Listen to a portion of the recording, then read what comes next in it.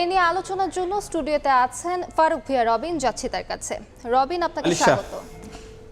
রবিন, আপনার কাছে আমার প্রথমে যেটি প্রশ্ন সেটি হলো, এই যে পিআর পদ্ধতির দাবিতে 3 দিনের যে কর্মসূচি দিয়েছে জামাত সহ অন্যান্য ইসলামী দলগুলো, তাদের আসলে দাবি দাওয়াগুলো কি কি?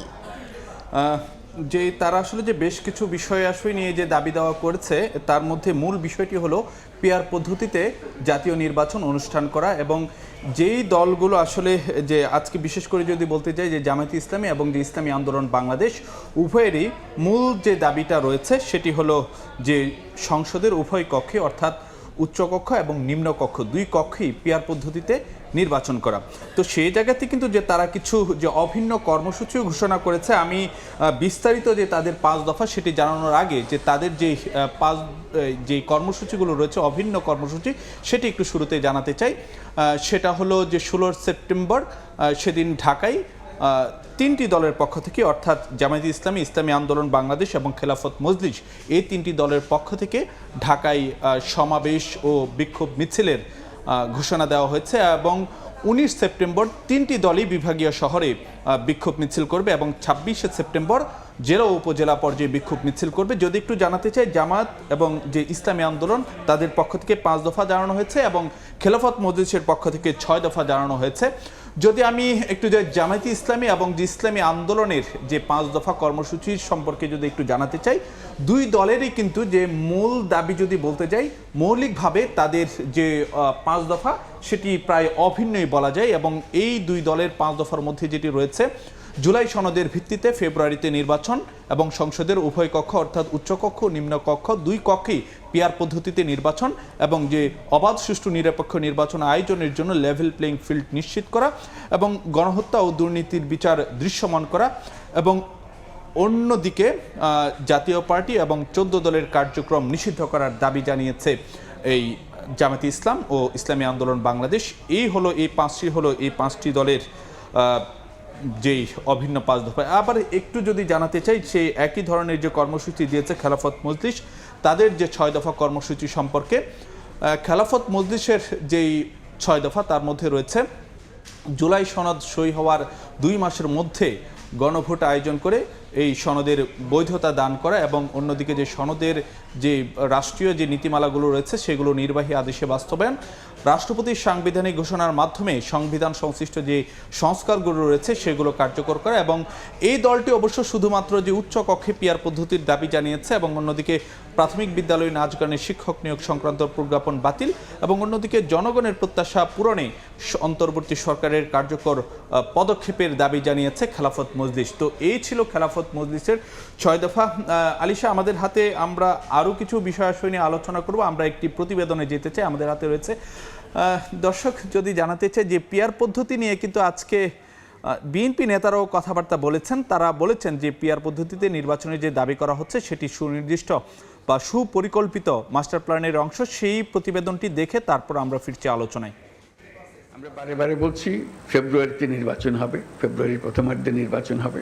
সেই নির্বাচন মহোৎসবের নির্বাচন হবে। জাতীয় ঐকমত্য কমিশনের সবশেষ বৈঠকেও ফেব্রুয়ারিতে নির্বাচন আয়োজনের কথা জানান প্রধান উপদেষ্টা। কিন্তু পিআর পদ্ধতিতে ভোটের প্রশ্নে দ্বিধাবিভক্ত রাজনৈতিক দলগুলো।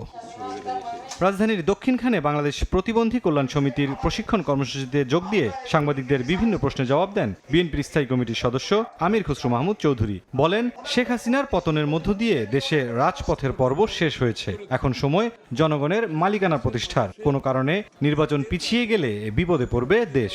আমরা বোধহয় রাজপথের পর্ব শেষ করেছি, এখন দেশের মানুষের হাতে তাদের মালিকানা ফিরিয়ে দেওয়ার সময় আসছে। যেই সরকার সংসদ জনগণকে দায়বদ্ধ থাকবে, সেটা যত বিলম্বিত হবে দেশ তত বেশি বিপদগ্রস্ত হবে। আমরা বিএনপি পরিবারের উদ্যোগে ক্যান্সার আক্রান্ত হেফাজতে ইসলামের নেতা এনামুল হাসান ফারুকের স্বাস্থ্যের খোঁজ নিতে যান দলের সিনিয়র যুগ্ম মহাসচিব রুহুল কবির রিজভী।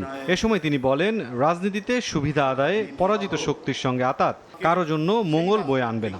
ইসলামী রাজনৈতিক দলটি তারা বলছেন পিআরের জন্য আমরা তুমুল আন্দোলন গড়ে তুলব, কিন্তু আজকে এই বিষয়টাকে তো প্রমিনেন্টে নিয়ে আসা, এত সামনে নিয়ে আসা, এটা তো এক ধরনের, আমি মনে করি সুপরিকল্পিত একটা মাস্টার প্ল্যানের দিকে আগাচ্ছে।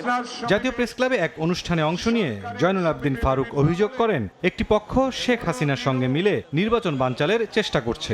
নির্বাচনের ম্যাপ যখন ঘোষণা করলেন, এরা আবার তড়িৎ গতিতে শেখ হাসিনার সাথে আলাপ করে প্রস্তুতি নিচ্ছে আপনার নির্বাচনকে বানচাল করার জন্য। বিএনপি নেতারা বলেন, কেউ নির্বাচন ঠেকানোর চেষ্টা করলে প্রতিহত করবে জনগণ। একটা অবাধ, সুষ্ঠু, নিরপেক্ষ নির্বাচনের পরিবেশ তৈরি করুন। মুরসালিন হক জুনায়েদ, সময় সংবাদ, ঢাকা। আলিশা, নিশ্চয়ই দেখছিলেন যে প্রতিবেদনটি আমাদের হাতে যেটি ছিল। আমরা প্রতিবেদনটি দেখছিলাম। রবিন, আপনার কাছে আমার প্রশ্ন যে এনসিপির অবস্থানটা কি, আর তাছাড়া বিএনপি বা কি প্রতিক্রিয়া জানাচ্ছে এ নিয়ে? না, যেহেতু যে বর্তমান সময়ে যে কয়টি রাজনৈতিক দলকে নিয়ে বেশ আলোচনা রয়েছে, তার মধ্যে অন্যতম যেহেতু এনসিপি এবং অন্যদিকে দেশের যে অন্যতম বৃহৎ রাজনৈতিক দল বিএনপি, তো সেই জায়গাতে যে এই যে আন্দোলনগুলো মানে ঘোষণা করা হচ্ছে, তো সেই জায়গাতে তাদের অবস্থান জানাটাও কিন্তু যে একটি গুরুত্বপূর্ণ বিষয়।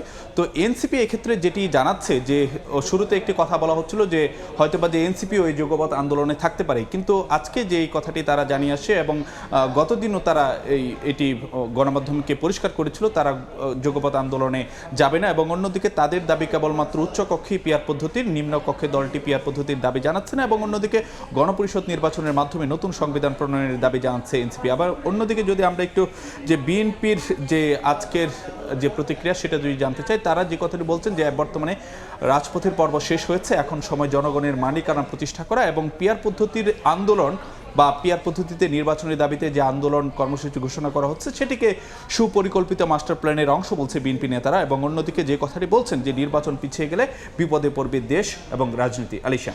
রবিন, জনমনে বারবারই একটি প্রশ্ন ঘুরপাক খাচ্ছে যে কেন জামাত এবং অন্যান্য ইসলামী দলগুলো এই পিআর পদ্ধতিটা চাচ্ছে আর বিএনপি কেন চাচ্ছে না? এই যে খুব সুন্দর একটি প্রশ্ন করেছেন, এটি মানুষের আসলে যে আগ্রহের বিষয়। তো জামাত এবং অন্যান্য দলগুলো যারা পিআর পদ্ধতিতে নির্বাচন চাচ্ছে, তারা যে কথাটি বলছে যে এর মধ্য দিয়ে আসলে যে জনগণের যে প্রতিটি যে ভোট রয়েছে তারই মূল্য পাবে এবং একই সঙ্গে যে পেশি শক্তির ব্যবহার কিংবা যে কালো টাকার দৌরাত্ম্য এগুলো কমে আসবে। অন্যদিকে যারা পিআর পদ্ধতির বিরোধিতা করছে তারা যে কথাটি বলছেন যে এর মধ্যে আসলে যে জনগণের যে প্রকৃত প্রতিনিধিকে সেটি জানতে পারবে না এবং এর ফলে আসলে যে একটি যে অনিশ্চিত সরকার তৈরি হয়ে যাবে এবং এই সরকারের যে স্থিতিশীলতা ধরে রাখা কঠিন হবে, সেই কারণে তারা পিআর পদ্ধতির বিরোধিতা করছে। অসংখ্য ধন্যবাদ আমাদের সাথে যুক্ত হওয়ার জন্য স্টুডিওতে। আপনাকে ধন্যবাদ।